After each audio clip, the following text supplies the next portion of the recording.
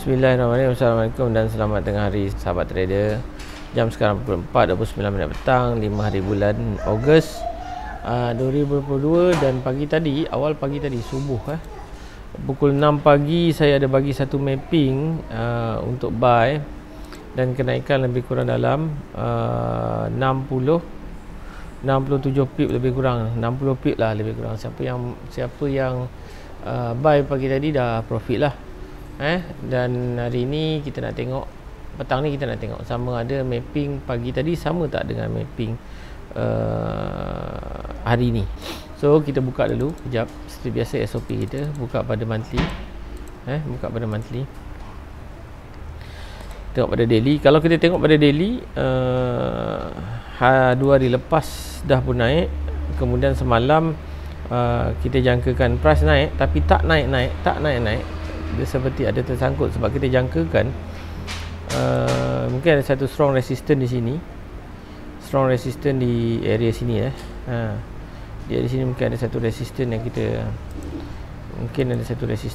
dan kalau kita tengok sekejap, saya buka balik. Kalau kita tengok pergerakan dia, kita jangkakan dia akan sampai ke R1 ni. Untuk bullish dia boleh sampai ke R1. Itu adalah yang kita jangkakan. Dia dah break pun resistance semalam dan kemudian dia naik. Mungkin kita jangkakan kenaikan tu boleh sampai ke R1. Kita marking dulu. Seperti biasa kita marking dulu sekejap Kita marking dulu jangkaan price boleh sampai ke R1. Kita tukarkan kali hijau untuk monthly supaya mudah kita tengok. Kemudian range dia untuk monthly antara M2 dan R1 antara M2 dan R1. Antara M2 dan R1. Pivot point agak jauh, tetapi tandakan sajalah untuk monthly pivot point. Dan kalau anda nak tanda di sini, anda boleh tanda di area sinilah, kan, di top CPR. Dan kemudian kalau dia break R1, dia boleh sampai ke M1. M1 ini adalah dia target. So kita buang dulu top CPR ni, terlalu banyak sangat kita tanda nanti jadi pening. Jadinya kita tandakan, kemudian monthly kita tukarkan kepada weekly pivot. Kita tengok pada H4 dan juga H1 pun boleh. Kita tengok jangkaan price mungkin boleh sampai ke R1. Ya, semalam dia sangkut adalah dekat R1 weekly. Kan kita dah nampak yang sangkut tu, dia sangkut dekat R1 weekly, dia tak boleh lepas. Itu semalam. Jadinya bila kita pun ada keraguan. Sebab apa? Konsep dia mudah je. Bila sampai dekat resistance ini, kalau dia tak berjaya break, dia akan turun. That's why kita pun ragu-ragu. Nak buy pun susah, nak sell pun susah. Sebab apa? Dia berada di tempat yang sama. So dia naik, dia reject. Tengok ni dia naik, dia dah close atas. Kemudian dia reject pula, dia turun bawah. Kemudian dia naik lagi. Jadi dia sideways sebenarnya. Dia sideways. Kalau tengok dekat time frame yang lebih kecil, kita akan nampak market dalam keadaan sideways semalam. Okey. Dia sideways kat sinilah ni. Susah kita nak buat keputusan sama ada kita nak buy ke nak sell, Bila naik atas dia nak buy, dia turun dulu. Tapi sebenarnya direction ni adalah buy. Cuma tempat yang kita nak entry tu saja yang mungkin kita ada sedikit keraguan demi keraguan lah. Jadikan sukar untuk kita trade semalam Okey, sebaik saja price break R1 pada candle ini adalah candle. Okey, saya tunjukkan sesuatu Ini adalah candle H4 yang close pada pukul 2 pagi. Ini adalah candle H4 yang close pada pukul 2 pagi. Dan sebaik dia close pada pukul 2 pagi, dia naik sampailah ke atas ni. Naik sampai atas ni lah, dengan kemudian hari ni turun. Okey. Kalau anda lihat kepada time frame daily, anda akan dapat tengok ketentuan itu berada di atas ini. Ini adalah candle yang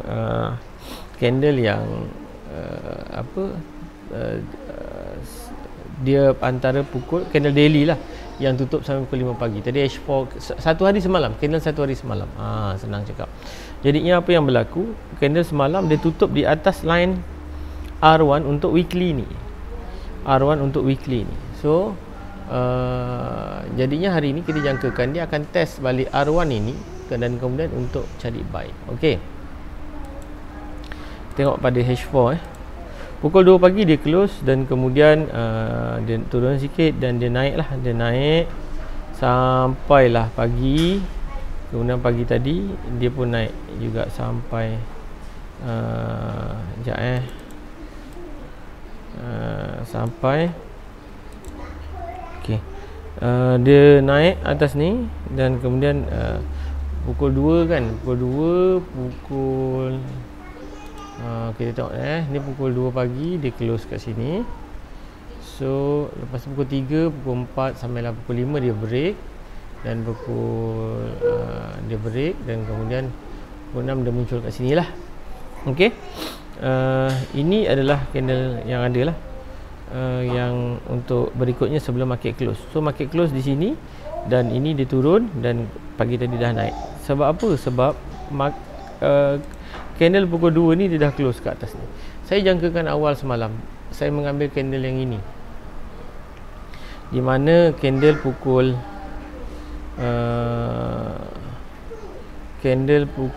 petang itu dah close, tapi dia ternyata dia malam dia turun dulu dan dia close di bawah juga untuk candle pukul 10 kan. Ini adalah candle pukul 10, dia close di sini juga dan kemudian barulah dia naik. Dan entry saya semalam agak awal 2 minit sebab saya tak tunggu candle ini close dulu. Itu adalah kesilapan, antara kesilapan yang kita buat lah kan. Saya tak tunggu candle ini close dulu dan barulah kita nampak fasa ke mana dia nak pergi kan. Sepatutnya kita tunggu retracement, jadinya kita boleh buy daripada sini untuk naik ke atas. Apapun sebenarnya directionnya memang lagi bullish daripada semalam. Itulah yang berlaku. Dan hari ni kita tengok balik ke mana arah price. Okey, kalau ikut weekly kita yakin bahawa price akan turun ke bawah ini dan kemudian naik ke atas. Penentu dia adalah di R1 ini. Kita tengok pada time frame daily untuk pivot.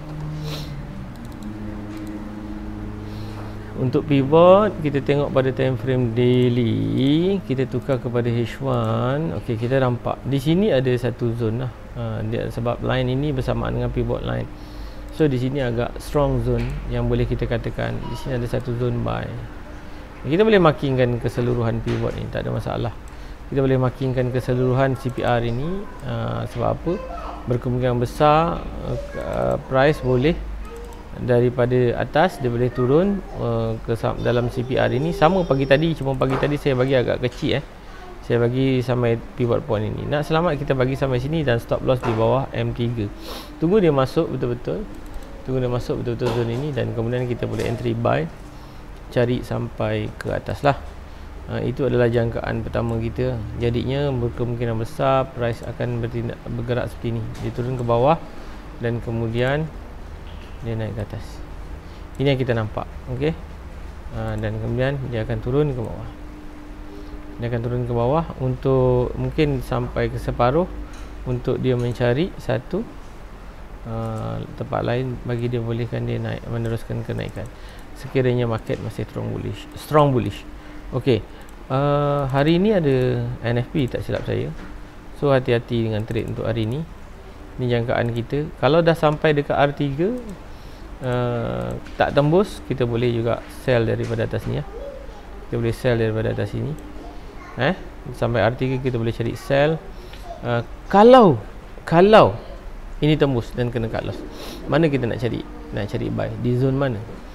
Yang pertama yang pertama tempat yang saya nampak adalah seperti biasa, kalau kita ikut logik dia adalah pada S3 lah.